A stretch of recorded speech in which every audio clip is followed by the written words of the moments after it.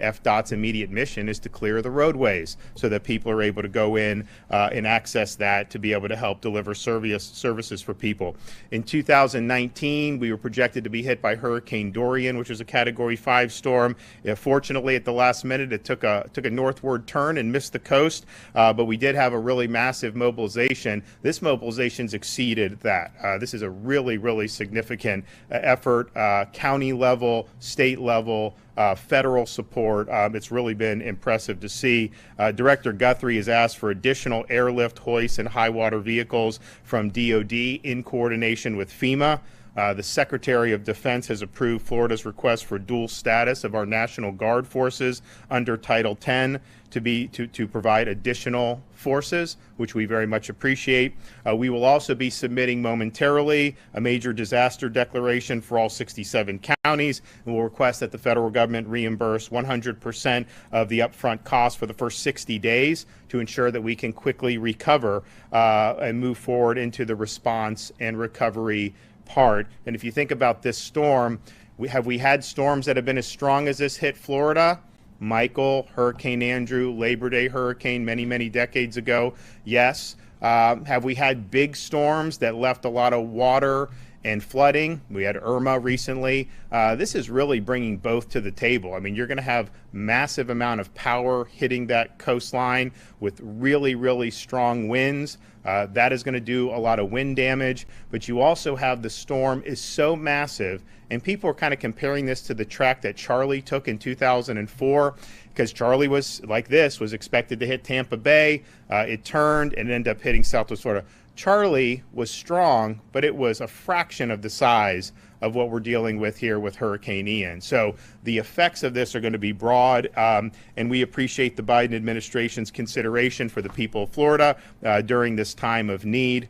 When I was in Lake City, you had massive numbers of linemen, but you have those staged all over the state. There's now over 42,000 linemen and other personnel ready to restore power in 30 different areas across the state.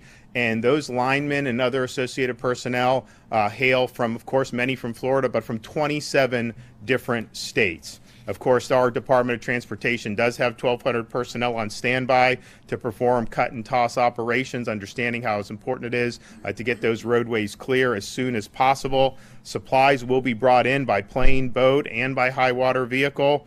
Airports in Southwest Florida do have teams behind, and they are going to work to clear those runways as soon as the storm has passed.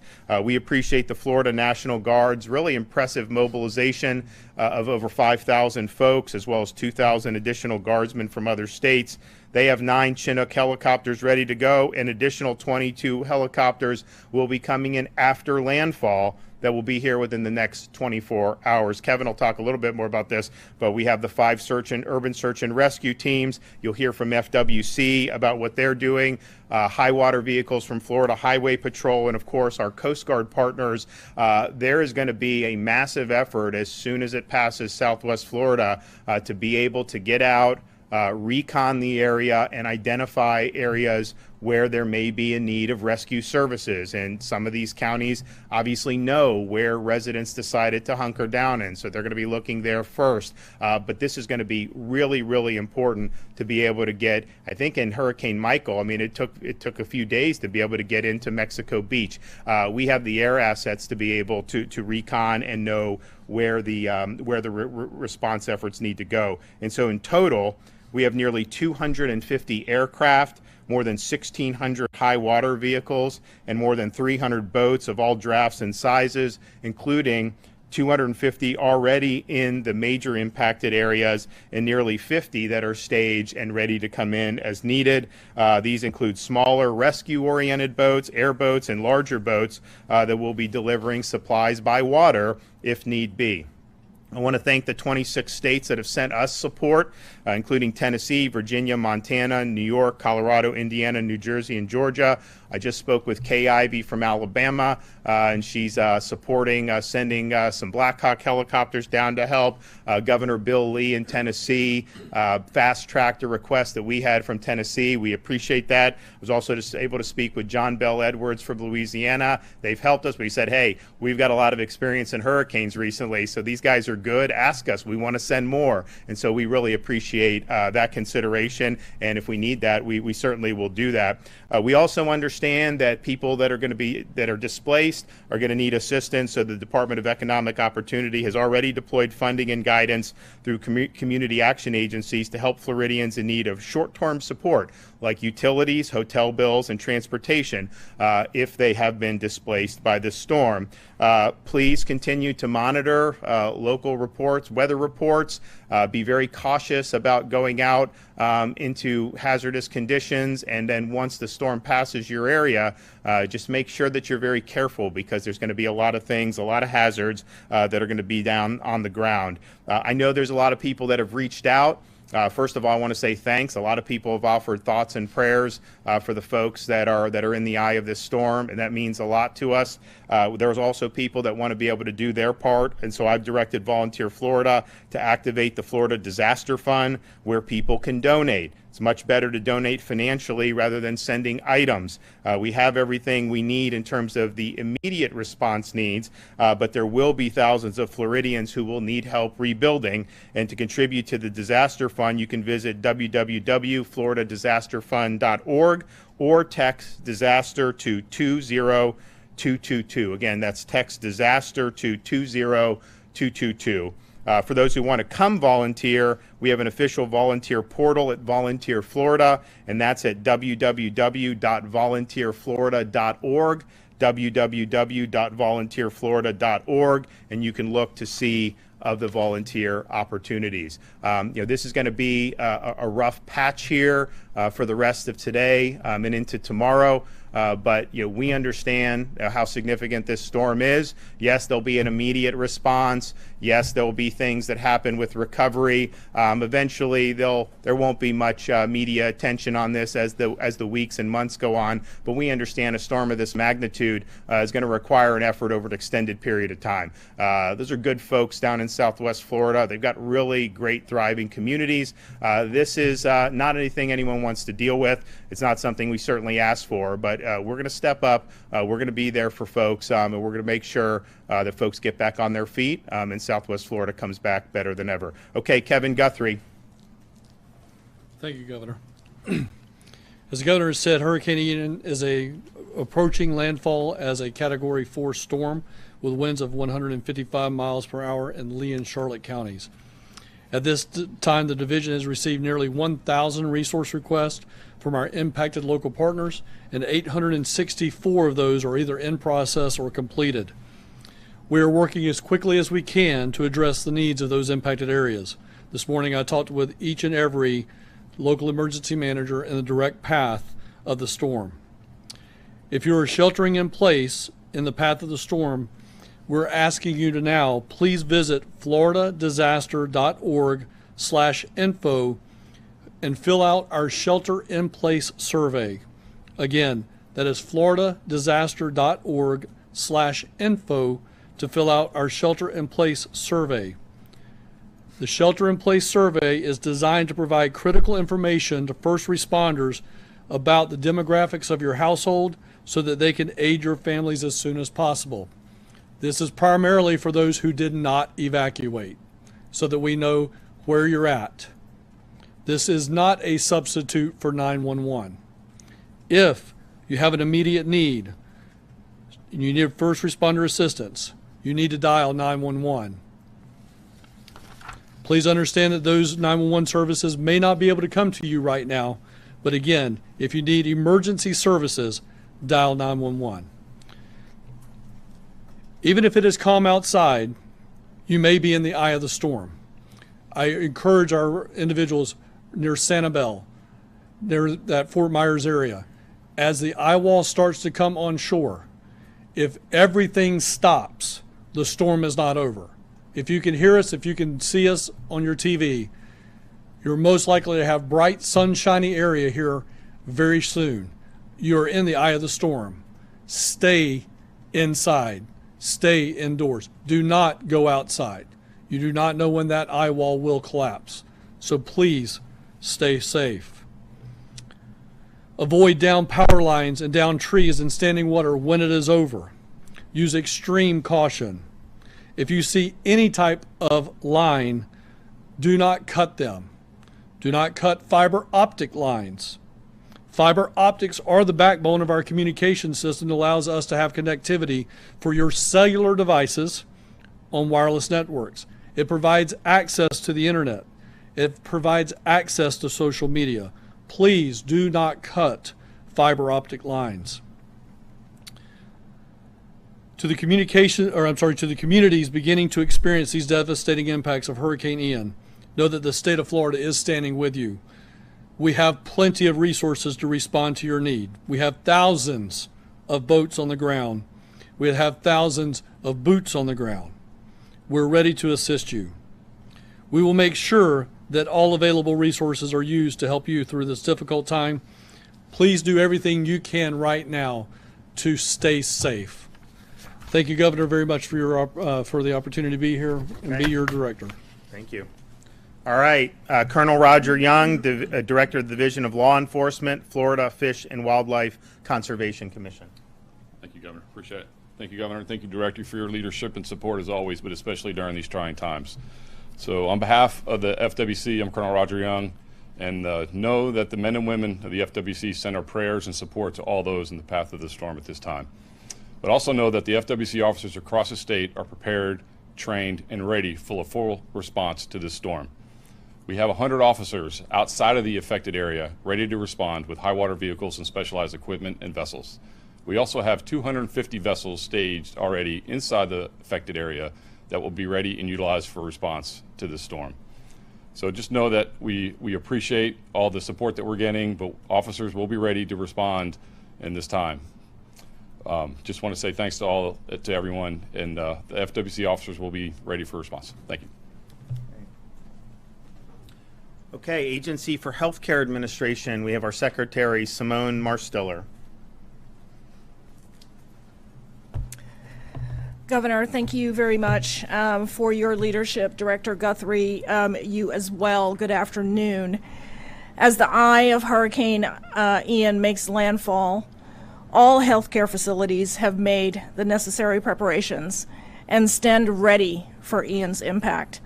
Since the beginning of the emergency, our agency has been focused on the safety and well-being of residents and patients and hospitals and long-term care facilities. We've activated the health facility reporting system, and we've requested and still do request that all healthcare facilities continue to report their census, their available beds, their evacuation status, and their generator status information. And that includes even facilities that might be outside of the impacted areas, because we need to be sure that we can provide the necessary resources to assist everyone when the time comes for response and recovery.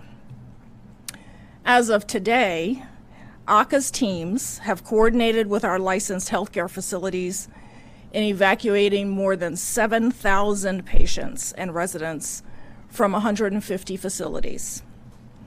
Additionally, our team has activated the Emergency Patient Lookup System, or E+. This system allows special needs shelters in impacted areas to retrieve patient medical records and help medical providers and emergency response personnel to locate missing or displaced persons after the storm. We also have nearly 400 ambulances, paratransit buses, and support vehicles standing by to respond to the areas of impact. In addition to ACA's team's regular visits to all of our licensed healthcare facilities, we have completed more than 343 additional on-site visits to our nursing homes and assisted living facilities within the cone of expectance to verify generator compliance in response to Hurricane Ian. Today, and I know you've heard the governor say this over the last few days, but 100% of our operating long-term care facilities have generators on site. We've also worked very closely with our partners at the Florida Hospital Association, the Florida Healthcare Association and Leading Age, Florida Senior Living, and the Florida Assisted Living Associations. And we've activated, working with them, the Patient Movement Mission. We know that facilities are currently bracing for impact as Hurricane Ian is anticipated to make landfall here shortly. Following the storm, the Agency for Healthcare Administration stands ready to immediately deploy our surveyors for on-site visits to the impacted facilities. During these visits, we will ensure that each facility is maintaining an appropriate temperature for residents and that all other conditions in those facilities are safe for residents. If you are a patient or resident or family member of someone in one of our long-term care facilities or any other healthcare facility, and you experience any issues during the storm that are related to that facility or your stay there or the service, please know that you can lodge a complaint with the Agency for Healthcare Administration on our website, and that's ahca.myflorida.com, using our online complaint portal. If you are a licensed healthcare provider and experience any issues during the storm, please, of course, notify your local emergency manager, but also please report through our health facility reporting system immediately so that we know exactly what your status is and what we need to do to provide you the resources and help that you need.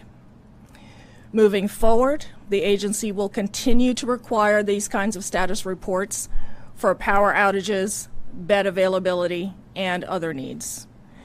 This has truly been a collaborative effort, and I and my team appreciate all of the work that our agency partners have been putting in. Thank you, Governor. Thank you.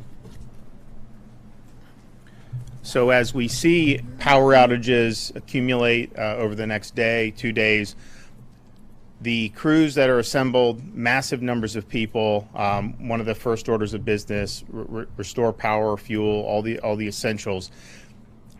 Not every power outage is going to be created equal across the state over the next 2 days. When you have a storm coming in at 155 miles an hour, that's not just going to knock down a few power lines. Yeah, it's going to do that, but it also has the potential to really uproot a lot of the infrastructure that makes people connected and that is used to deliver power to people. And so that will just require a reconstruction of that. And that's something that can be done, but it's not as easy as just simply hooking up a down power line back into place. And so as you get more severe wind impacts, more powerful storm, the storm surge, that's where you're in jeopardy of seeing a lot of that infrastructure disrupted in a way that will require more than just simply rehooking it. It's also the case that you may have homes and or businesses that are not going to be able to take the power because of changes to what's happened to their structures. So just keep that in mind. The folks that are staged are mindful of those different things. They want to get in as soon as possible, assess the damage, and help do the restoration efforts. Some of that may just be typical repair, but some of it may be more in the line of reconstruction. So just be prepared for that. I mean, we've been saying that there was going to be, significant power outages with a storm of this magnitude. That's just the reality. So it's going to pass today from Southwest Florida. As soon as it's safe to go in, there's going to be people. I've already talked to a lot of the locals. They know where they need to look to see the damage assessments, to look to see where people may be in harm's way. Obviously, folks at the state level are going to be doing the same thing, and it's important. And we want to make sure, obviously, save people that may need to be rescued, but then get these services started again, because we need to get people back on their feet as soon as possible. Okay, with that, I'll take some questions.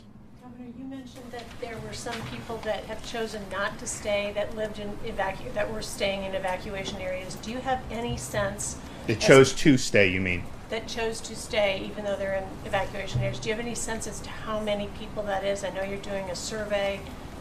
Well, that's voluntary in terms of who wants to participate in that. I just spoke with the Charlotte County Sheriff, which is, of course, going to be probably ground zero for this landfall. And it's their view that the vast majority of people in that Zone A did in fact evacuate. Now they have an island community where they had 31 people that were told, were offered, the transit, and they just said that they wanted to stay and shelter in place. And so I know a lot of those barrier island communities, the counties discontinued services, so they were incentivized to get in maybe a more comfortable environment. But some of those people just made that decision to stay, and they, the local officials were not going to grab them by the shirt collar and drag them out of their own house. And so they did that. And look, we've been saying that if you're in an evacuation zone, once that order is made, you're risking potentially your life by staying, and people did that. Nevertheless, as much as you may disagree with that decision, if there's people in harm's way when this storm passes that need help, we're going to be out there helping folks. I mean, that's just the way we're going to do it. And I know that the folks down there in Charlotte and the surrounding counties feel the same way. And there's a lot of resources that have been brought to bear to do just that. Yep.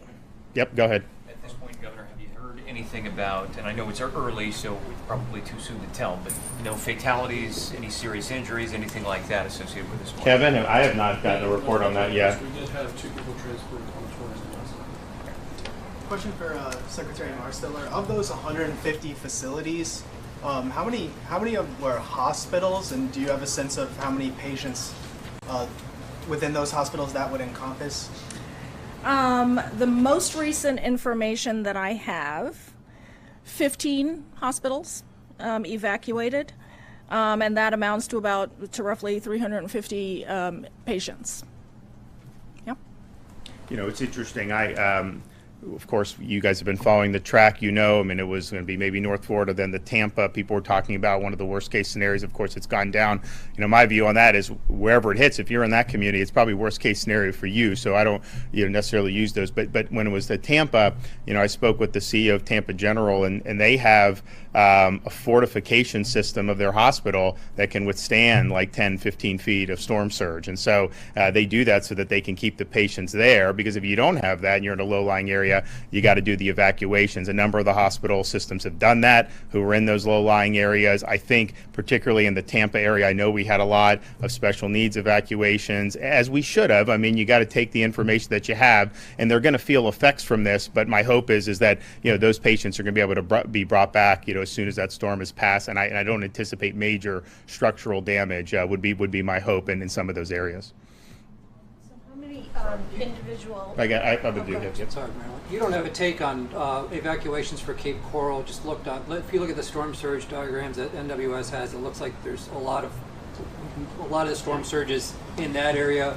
Sanibel and Captiva are getting hammered right now. I'm just wondering how evacuation efforts went there as they embrace the eye. Again, all of those individuals were under evacuation orders. We don't actually have the numbers of what the percent was that evacuated versus those that didn't. I would imagine, since most of that same area went through Charlie, they probably evacuated. Again, Charlie was a fraction of the size of this particular storm, but I would imagine that most people that have lived through that, they went ahead and evacuated. I think another issue is just, there were people that evacuated Tampa Bay to Fort Myers because you see the different weather tracks, and it was thought that it would hit Tampa, maybe go up the coast, and that was not that long ago. That was 36, 48 hours ago. You go back another 12, 24 hours from that, it was going to hit Taylor County. And so I think that some of the folks in Southwest Florida, because so much focus was on Tampa, then when it says, actually it may be coming here, I do think some heeded the warnings, but I think it's because the forecast can kind of be all over the map, that sometimes people say, well, you said it was there, then you said it was there. I think in the future, we tried to stress the uncertainty. When you have a model taking it to Louisiana and another model taking it to Sarasota, and then you just kind of meet, it's not probably the ideal situation. Now that we're close, once you're within 72, certainly 48, those are very accurate forecasts. But before that, there's just so much uncertainty. But I think sometimes people think, well, you said it was going to be here, and then now you're saying it's going to be here. So we'll see how it goes. I know the folks in Lee County, once that forecast changed, I know they acted very quickly, as they should have. and I know that they provided people with an ample opportunity to be able to evacuate. I do think some heeded it, some did not and chose to hunker down, and hopefully the people that made that choice, that it works out favorably for them. Issues are going to be specifically for the Tampa Bay area when it comes to rescue efforts from the state? What do you think the biggest issues In the Tampa Bay area for rescue? Well, I mean, obviously we have enough assets and we understand that this is a big impact, that the rescue efforts are not going to be limited to one municipality or one county. I mean, you're going to potentially have more. My hope is that you're not going to need massive rescue efforts the further away you are from the storm.